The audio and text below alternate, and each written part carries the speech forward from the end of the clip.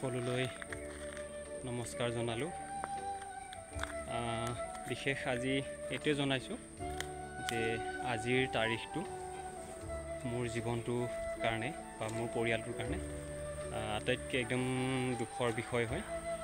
কাৰণ আজিৰ তাৰিখটোত আমাৰ মাজৰ পৰা আমাৰ দেউতা হেৰাইছিল। তো সেইটোৱে আপোনালোকক জনাইছোঁ।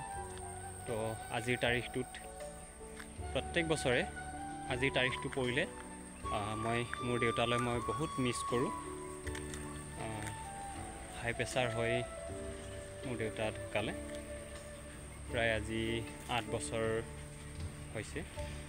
তো সেয়েহে আপোনালোকক বিশেষ এটা অনুৰোধ, যদি আপোনালোকৰ মা দেউতা এতিয়াও সুস্থতাত আছে, তো আপোনালোকে আপোনালোকৰ মা দেউতাক আদৰ কৰাত, আলপৈচান লোৱাত কোনো ধৰণৰ অৱহেলা নকৰিব, বহুত মৰম কৰিব।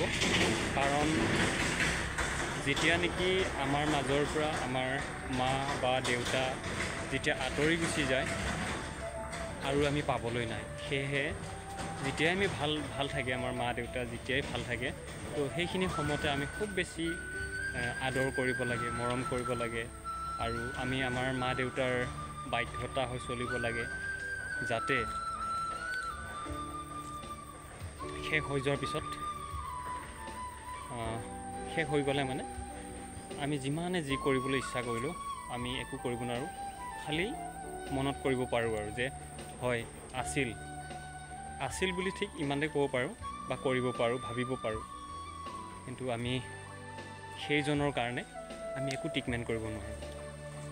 তো সেইকাৰণে আপোনালোকলৈ বিশেষ এটা অনুৰোধ, যাতে আপোনালোকে আপোনালোকৰ মা দেউতাৰ বাধ্যতা হৈ চলক, আপোনালোকৰ মা দেউতাক বহুত মৰম কৰক, যাতে এই ভাল থকা সময়খিনিতে যিখিনি কৰিবলগীয়া কাম সেইখিনি আপোনালোকে কৰক।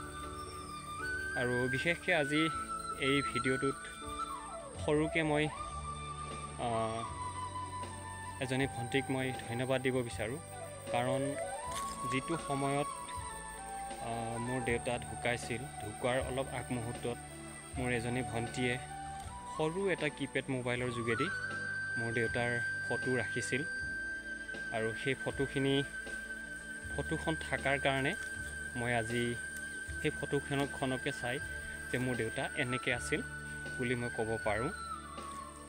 তো সেইকাৰণে মোৰ ভণ্টিজনীক বহুত মোৰ হৃদয়ৰ পৰা ধন্যবাদ। মোৰ ভণ্টিজনীৰ নাম হ'ল মীনা দৈমাৰী, ওদালগুৰি ডিষ্ট্ৰিক্টত বিয়া হৈ গুচি গ'ল। তো সেইটোৱে ভণ্টি, তোমালৈ মোৰ অশেষ ধন্যবাদ হৃদয়েদি। থেংক ইউ ছ' মাছ। মোৰ ভিডিঅ'টো ইমানেই আছিল আজি।